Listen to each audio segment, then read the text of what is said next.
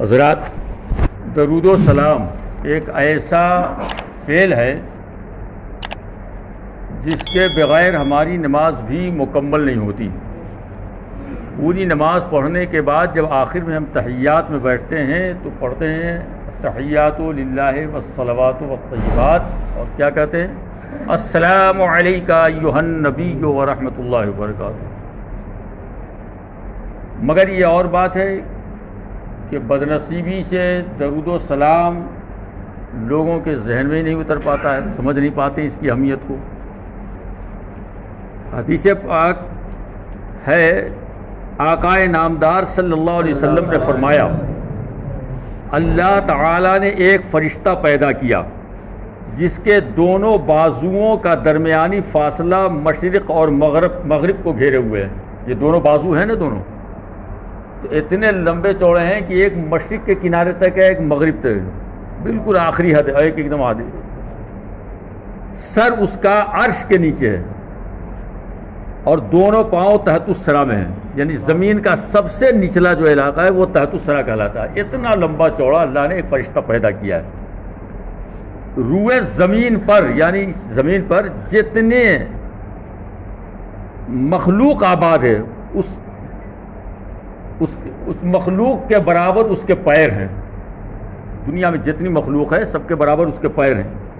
فرماتے ہیں کہ میری امت میں سے جب کوئی مرد یا عورت مجھ پر درود و سلام بھیجتا ہے تو اس فرشتے کو اللہ کا حکم ہوتا ہے کہ وہ عرش کے نیچے نور کا ایک سمندر ہے، عرش کے نیچے نور کا ایک سمندر ہے، اس میں اس کو حکم ہوتا ہے غوطہ لگاؤ۔ وہ غوطہ لگاتا ہے فرشتہ، جب باہر نکل کر وہ اپنے بازو جھاڑتا ہے، اب اتنے لمبے بازو ہیں اس کے، جب اس کو جھاڑتا ہے تو اس کے پروں سے قطرات ٹپکتے ہیں۔ چڑیا وغیرہ جب پانی میں جاتی ہے، جب آتی ہے اور جب بازو جھاڑتی ہے تو پانی کے قطرے ٹپکتے ہیں۔ اب آپ سوچئے کہ مشرق مغرب اس کنارے سے اس کنارے تک کتنے قطرے ہوں گے اس میں، اس کو تو کوئی شمار ہی نہیں کر سکتا ہے۔ تو فرماتے ہیں کہ اس کے پروں سے جو قطرات ٹپکتے ہیں، اللہ تعالی ہر قطرے سے ایک فرشتہ پیدا کرتا ہے۔ کتنا اربوں خربوں کیا ہے اللہ ہی جانے۔ درود و سلام کی اہمیت کو سمجھیے۔ آج ایک فرقہ سلام سے تو ایسا بھاگتا ہے جیسے شیطان لاہور سے بھاگتا ہے، اللہ کی پناہ۔ ان کو بتاؤ کہ یہ حدیث پاک ہے، کتنی بڑی فضیلت ہے کہ ہر قطرے سے اللہ ایک فرشتہ پیدا کرتا ہے اور جو قیامت تک اس کے لیے دعائے مغفرت کرتا ہے۔ ہم آپ کیا کرتے ہیں، ہمارے گھر میں کوئی انتقال ہو جائے تو اپنے بزرگوں سے، اپنے علماء سے کہتے ہیں حضرت دعا کیجیے اللہ ان کی مغفرت کر دے، ہمارے باپ کی، ہمارے بھائی کی، ہماری بیوی کی، سب ایک دوسرے کہتے ہیں مغفرت کر دے۔ یعنی دعائے مغفرت کے لیے ہم کل کرتے ہیں، تیجا، 40واں، یہ سب دعائے مغفرتی کے لیے تو ہے۔ اور کتنی بڑی فضیلت ہے اللہ نے مسلمانوں کو دی ہے کہ اگر کوئی نہ بھی پڑھے اور درود و سلام ہی تم عقیدت سے پڑھو تو اللہ کے معصوم فرشتے دعائے مغفرت کر رہے ہیں۔ اب ہماری تمہاری کیا ضرورت رہ جاتی ہے وہاں پہ؟ مگر بدنصیبی دیکھیے کہ ایسے سلام سے تو ایسے بھاگتے ہیں جیسے شیطان لاہور سے بھاگتا ہے۔ فرماتے ہیں قیامت تک اس کے لیے وہ فرشتے دعائے مغفرت کرتے ہیں، وہ سب فرشتے مل کر۔ اسی طرح سے ایک دانا کا قول ہے، یعنی ایک حکیم کا، ایک بہت قابل شخص جس کو معرفت کی پہچان ہے، ایک دانا کا قول ہے کہ جسم کی سلامتی کم کھانے میں ہے۔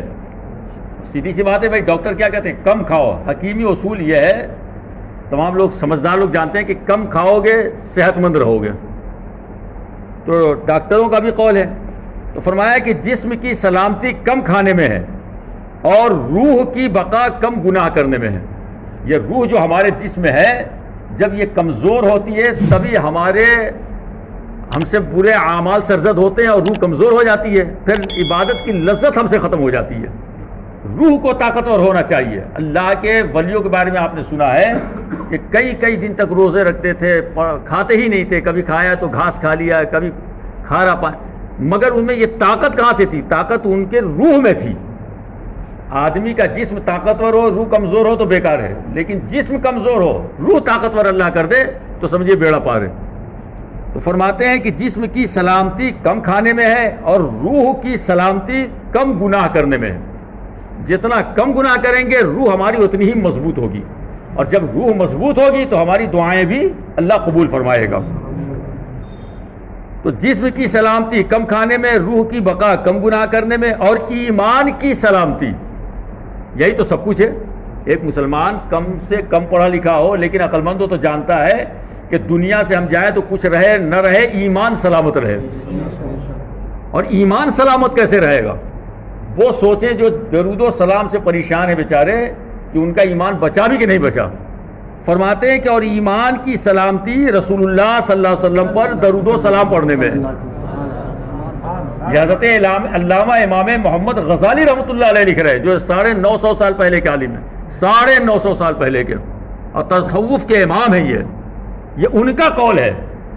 اس لیے آپ لوگ درود و سلام سے محبت کیجئے، سلام پڑھا کیجئے۔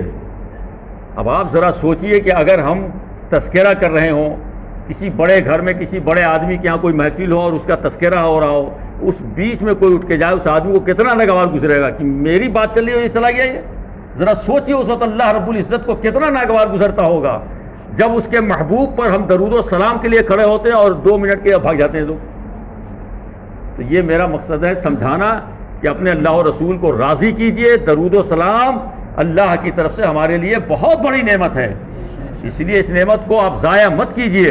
اور ہر نماز کے بعد جو ہم پڑھتے ہیں یہ اپنی حیثیت ہے ہماری، ورنہ اللہ کے فرشتے تو کچھ ایسے ہیں کہ جب سے پیدا ہوئے وہ درود و سلام ہی پڑھ رہے ہیں۔ وہ ہم تو یہ ہے کہ نماز پڑھتے ہیں اور بس منٹ سیکنڈ کے لیے ہم لوگ مدینہ شریف کی طرف توجہ کرتے ہیں اور سلام پڑھتے چلے جاتے ہیں۔